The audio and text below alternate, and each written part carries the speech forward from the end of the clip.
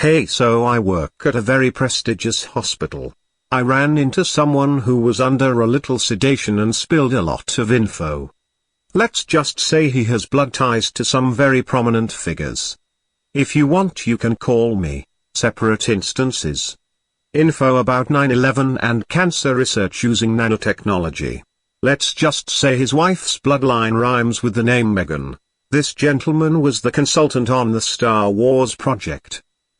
Yes, I'll never forget it. Dude was part of the Reagan administration. He mentioned thermite explosives.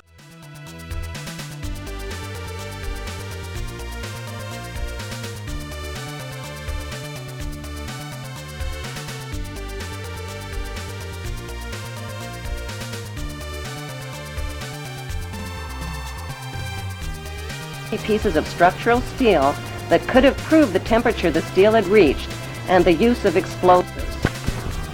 Why did Tower 2 that was hit last? Addresses, phone numbers, names, email addresses, and large fragments of conversation over digital telecommunications networks.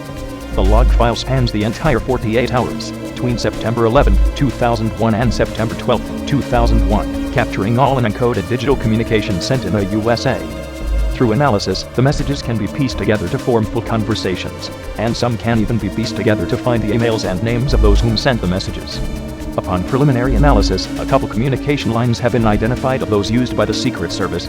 The messages revealed that members of the Secret Services were ordered to not enter NYC, and agents embedded in the city were led through several meeting points. At one point they were ordered to evacuate Stuyvesant High School, in the words of command, by any means necessary. Towards the end of the day, the Secret Service was ordered to meet at Chelsea Pier to board a ferry to depart NYC. This just in itself raises several questions. Firstly, what were SS agents doing in New York, and why weren't they ever made aware of there being a terrorist threat? Secondly, why were they ordered to leave the city, instead of staying planted to investigate? Thirdly, who or what was it at Stuyvesant High School, whom were so important had to be evacuated, by any means necessary?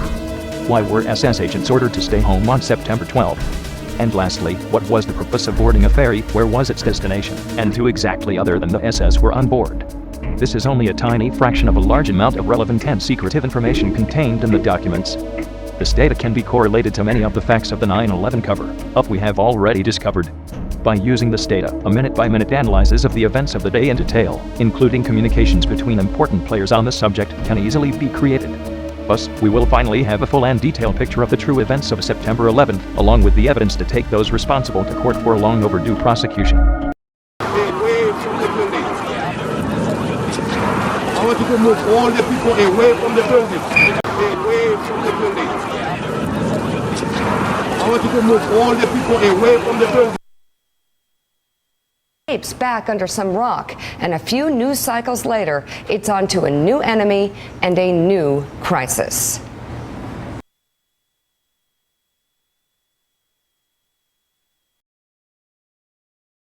National News, a Hong Kong-based news magazine, reported this week that suspected terrorist leader Osama bin Laden is dying of kidney failure. The reclusive bin Laden is reportedly hiding in the mountains of Afghanistan and is on a dialysis machine being peddled by two of his followers. Remote control, the key to 9/11. Remote control is something we're familiar with. We may use remote control software to log into a remote computer, or a remote for your television set to turn it on, or change the channel, or change the volume. We also may use remote control for opening our garage door or closing it. Remote control can also be used in aircraft.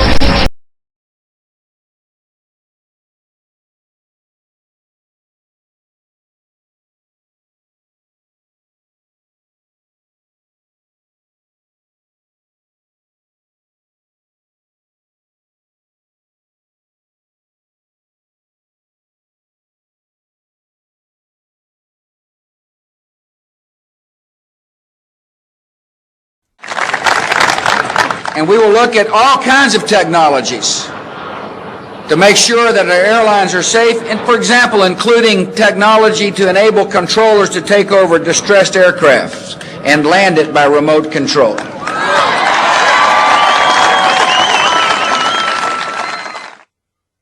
But even at that time, remote control technology had been successfully demonstrated for commercial jetliners for nearly 2 decades. This is actual footage of a joint NASA-FAA experiment conducted in 1984 at Edwards Air Force Base, in which a Boeing 720 was remote controlled through multiple takeoffs and landings before being crashed in a controlled impact demonstration. In August of 2001, this technology was further demonstrated by Raytheon, which successfully took off and landed a Boeing 727 6 times at Holloman Air Force Base in New Mexico without a pilot on board. Raytheon also developed a sensor suite for the Air Force's Global Hawk drones, and Raytheon Network-Centric Systems has recently won multiple contracts to help develop advanced communication systems for the E-4B, the US government's so-called doomsday plane that was spotted above the White House shortly before the strike on the Pentagon, and which has since been confirmed was one of 4 functioning doomsday planes operating in the skies on that day. It appeared overhead just before 10 a.m., a 4-engine jet banking slowly in the nation's most off-limits airspace. On the White House grounds and the rooftop, a nervous scramble. About 10 minutes ago, there known to exist in 2001. It is the simplest explanation of all the witness testimony, flight path, DNA, and debris evidence, even better than the official story. The building is going to contain not 2 million feet, but 1.7 million. And that's one of the sacrifices we have to make. I said, let's make it and let's get on with it. And so, next thing you know, we've got the designs of a building. And the first design meeting was in April of 2000. And construction began shortly thereafter in 2002.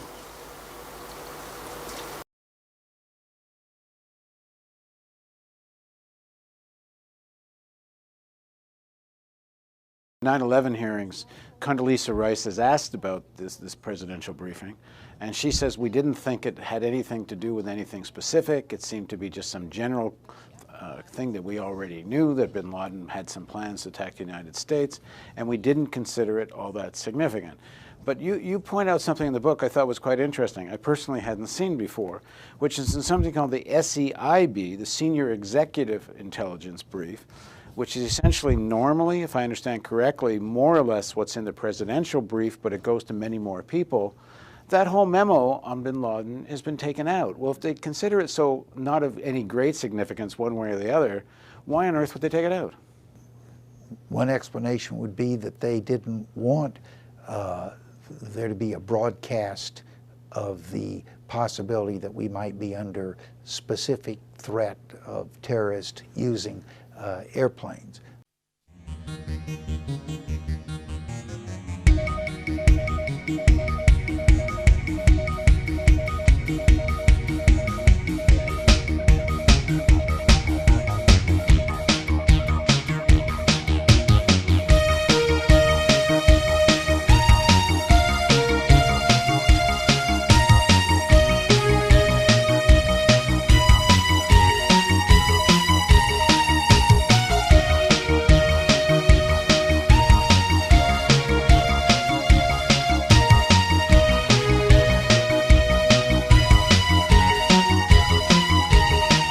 Building is going to collapse.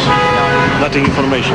Area, the second tower is coming down. They tell you the second tower is coming down? Yes, it's about to come down. Away from the building. I want you to move all the people away from the building. Away from the building. I want you to move all the people away from the building.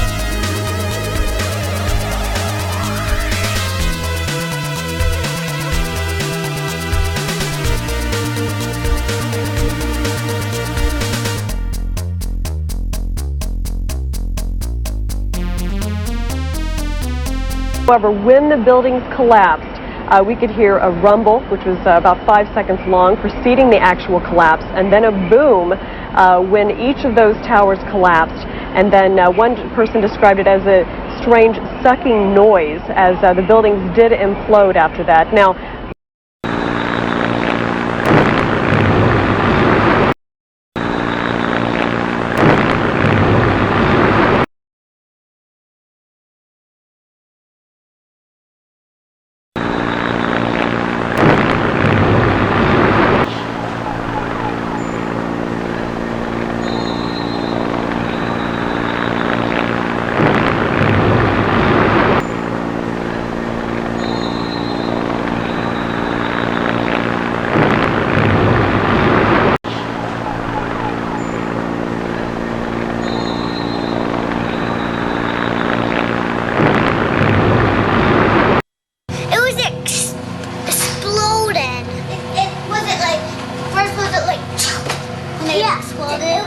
Huge explosion. Everyone's running in the other direction.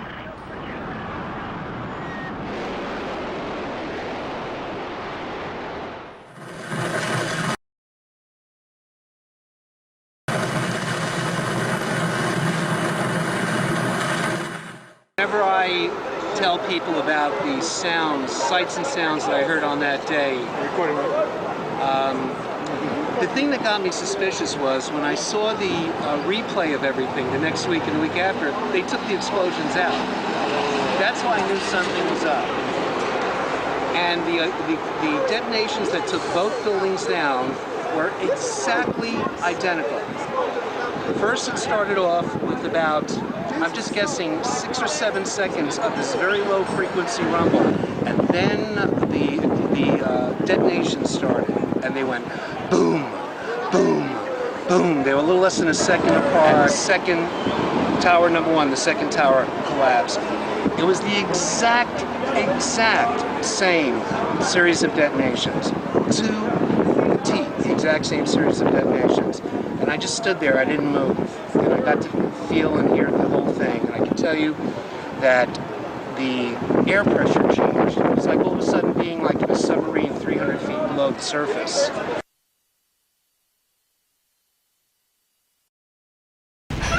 At one point, we had an explosion that came by that was pretty close, and it shook the stairway. Suddenly I hear. Suddenly I hear.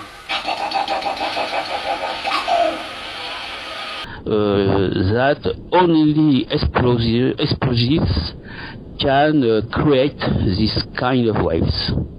When you hit a solid, the frequency is above 10 Hertz. And here, the frequency which was recorded is under 0.5, 0.6, 0.5 Hertz. And only explosives or earthquakes can create this kind of wave frequencies. Explosions. They record only what I said, subaerial and subterranean explosions. And we can see that the Tower 1 was collapsed by subterranean, an important subterranean explosion, but the Tower 2 and the Tower 7 was collapsed only by explosion at the surface. Suddenly I hear.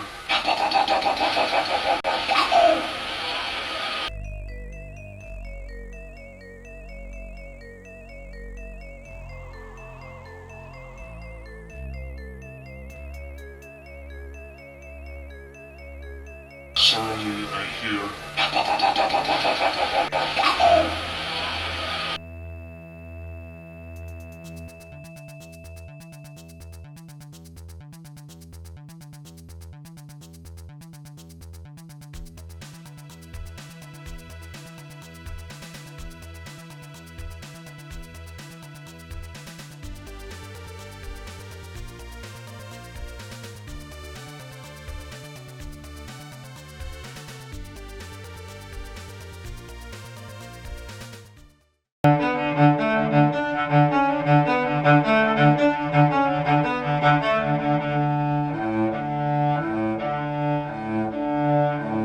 vacuum, and it starts sucking this smoke from the cross streets and in the air towards the core.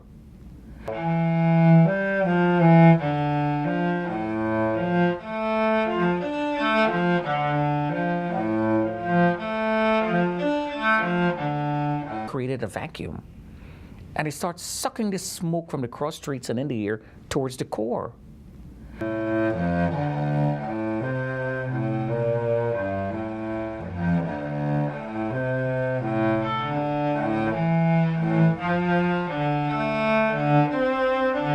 And in my head, like they're bombing the financial area.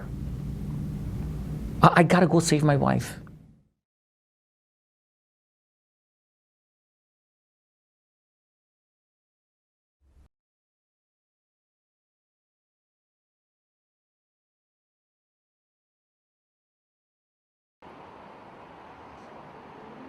On the evening of September 10th, 2001, at Dulles International Airport, the rush was over. Argonbright security employee Eric Gill had just returned to supervising the West checkpoint.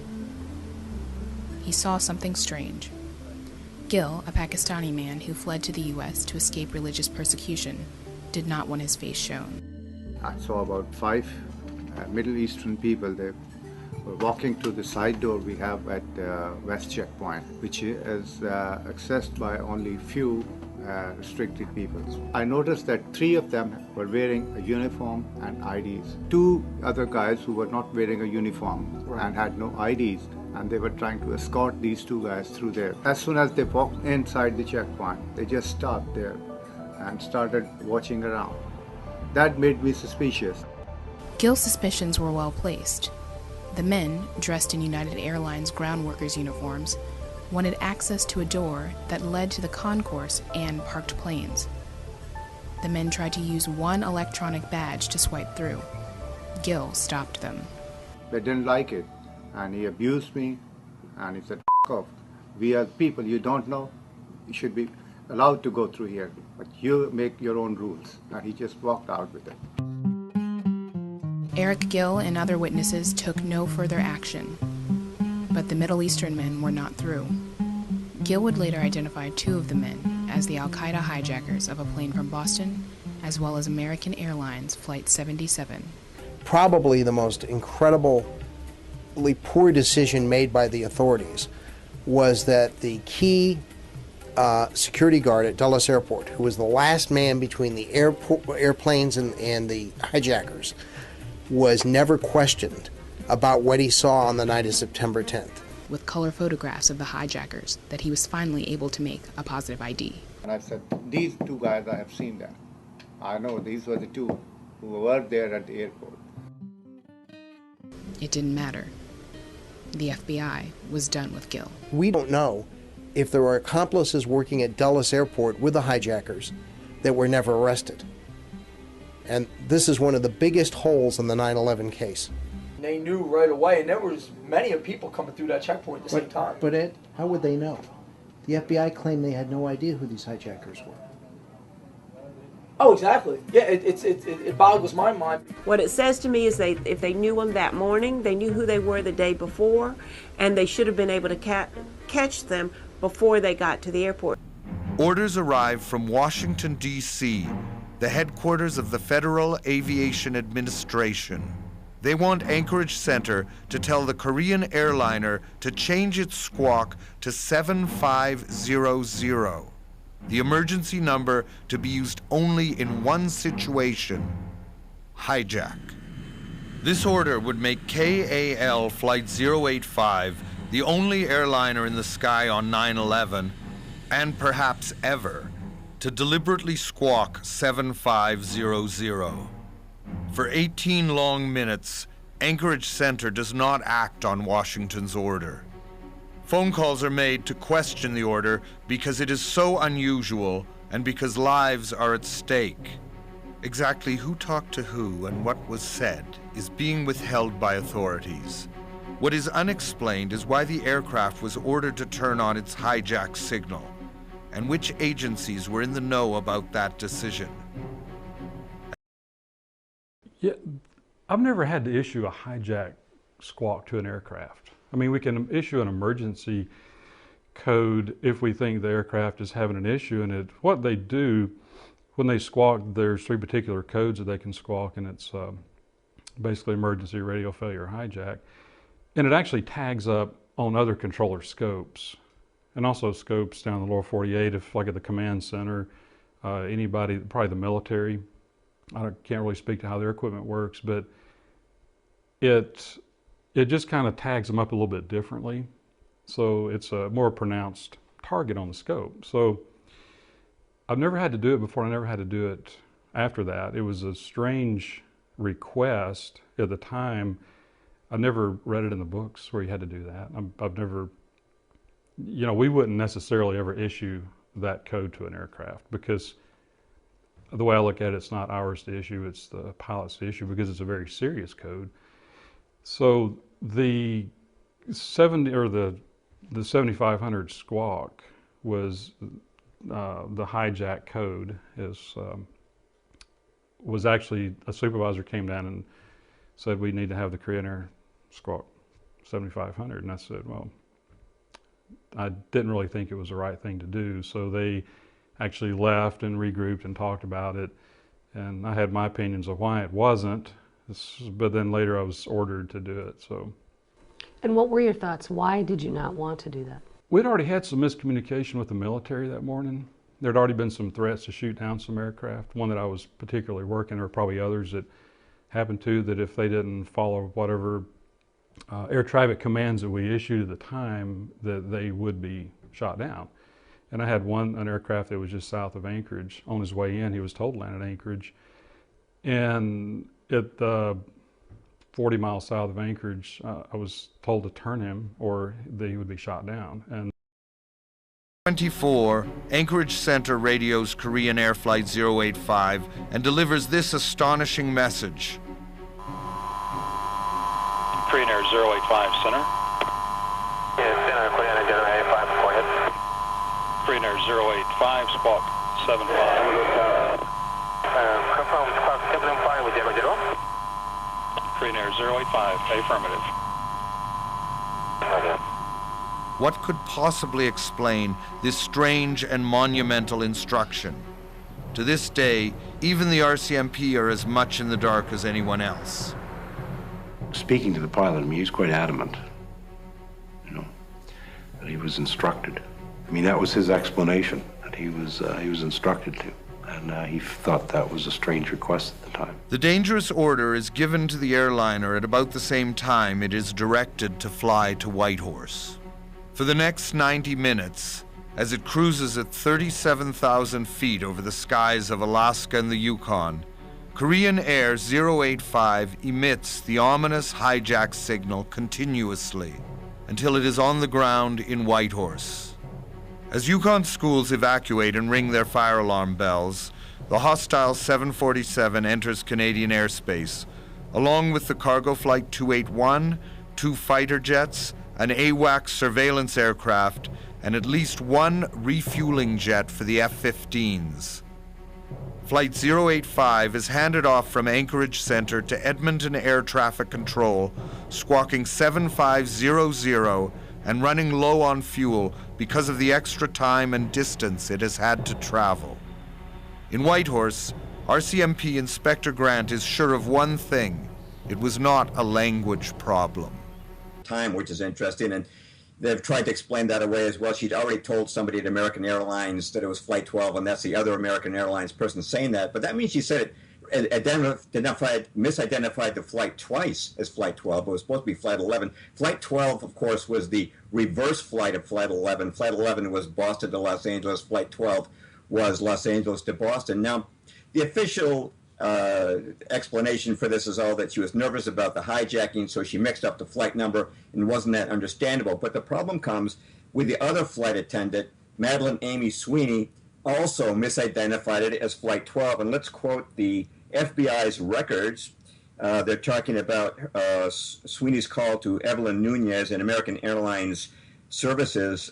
Quote, Flight 12 at gate 32 had 2 flight attendants stabbed, unquote. And that call was cut off quickly. She called back again and got Michael Woodward in American Airlines Flight Services, and he wrote down Flight 12 and crossed it out and put Flight 11. So both flight attendants made the same mistake. How could they both make that error and call it Flight 12? Well, it certainly looks like this is a scripted drill. The script has misidentified the flight as 12 instead of 11. Eventually, the flight attendants got it out with the director of the drill, and but there's no way that both flight attendants could have made the same mistake.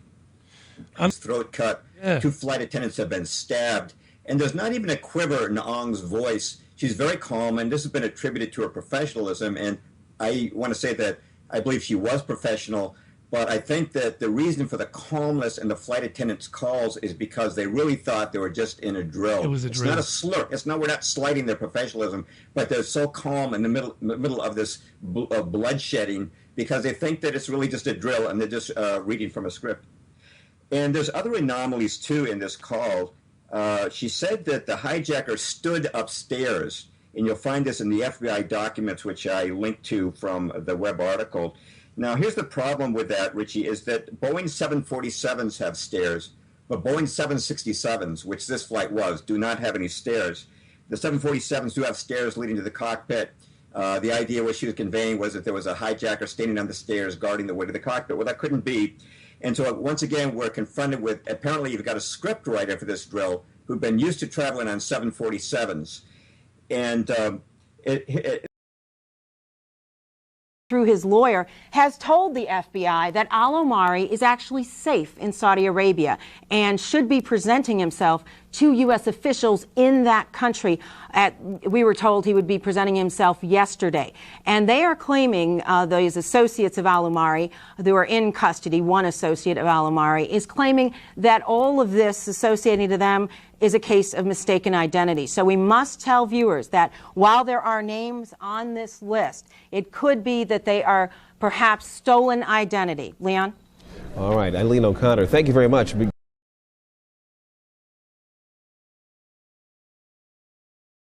Saw one of them. His partner said they've got 2 more to give 3 out of the 4 black boxes. And we've also talked to an airline investigative specialist who says never in the annals of history have they ever found where they couldn't at least find the black boxes. You guys, everybody at this site went through that debris with such a fine-tooth comb. They were finding bone fragments the size of nail clippings and DNA matching it. Yet we're told the black boxes, for the first time in history, destroyed, gone, never found them. I'm expected to believe that. Right, well, you believe that? Then where are they? I don't know where they are. I don't know where they are. I don't know where they are. Even bin Laden's displays of strength for the Western media were faked. The fighters in this video had been hired for the day and told to bring their own weapons. For beyond his own small group, bin Laden had no formal organization, until the Americans invented one for him. In January 2001, a trial began in a Manhattan courtroom of 4 men accused of the embassy bombings in East Africa. But the Americans had also decided to prosecute bin Laden in his absence. But to do this under American law, the prosecutors needed evidence of a criminal organization, because as with the mafia, that would allow them to prosecute the head of the organization, even if he could not be linked directly to the crime.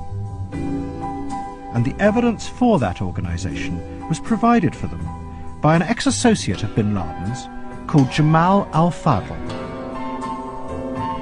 During the investigation of the 1998 bombings, there is a walk-in source, Jamal al-Fadl, who's a Sudanese militant who was with bin Laden in the early 90s, who has been passed around a whole series of Middle Eastern secret services, none of whom want much to do with him, who ends up in America and is taken on by the American government effectively as a key prosecution witness and given a huge amount of American taxpayers' money at the same time. His account is used as raw material to build up a picture of Al-Qaeda. The picture that the FBI want to build up is one that will fit the existing laws that they will have to use to prosecute those responsible for the bombing. Now, those laws were drawn up to counteract organised crime, the mafia, drugs crime, crimes where people being a member of an organisation is extremely important. You have to have an organisation to get a prosecution. And you have al-Fadl and a number of other witnesses, a number of other sources, who are happy to feed into this, who've got material that, looked at in a certain way, can be seen to show this organisation's existence. You put the two together and you get what is the first bin Laden myth, the first al-Qaeda myth, and because it's one of the first, it's extremely influential. The picture al-Fadl drew for the Americans of bin Laden was of an all-powerful figure at the head of a large terrorist network that had an organised hierarchy of control. He also said that bin Laden had given this network a name, Al-Qaeda. It was a dramatic and powerful picture of bin Laden, but it bore little relationship to the truth.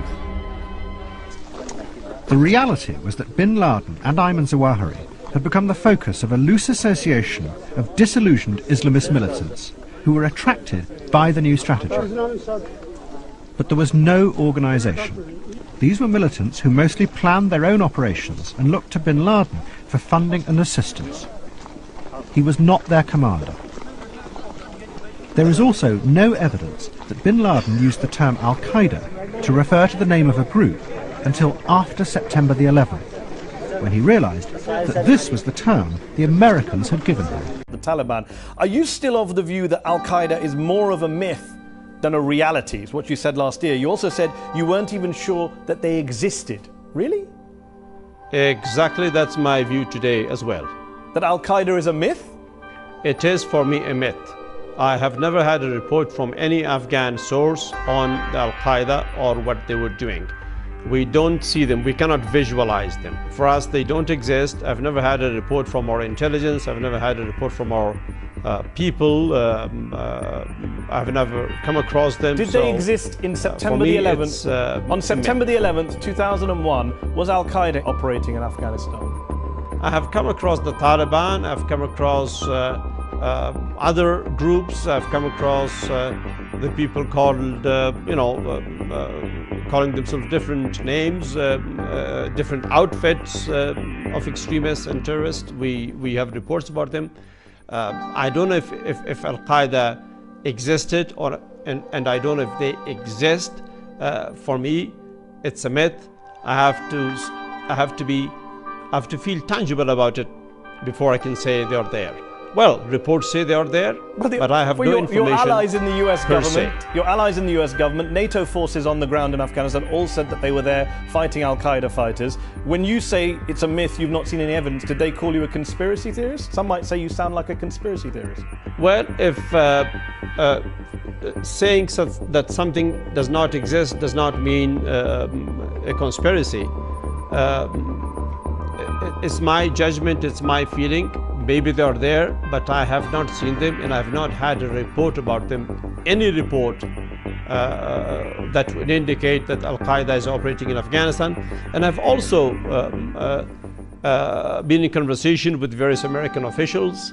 The last one that I had was last year, in which they told me that there are perhaps not even more than 30 to 35 individuals. So if that's the entire strength of an organization, for me, that's a myth. Yeah, well, the meeting was for my own newspaper, the London Independent, not for The Nation, though I did write a piece for The Nation.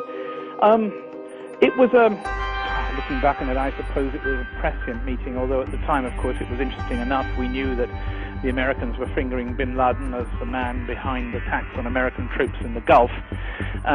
We knew that bin Laden was being accused of running an international network of World Terror Inc.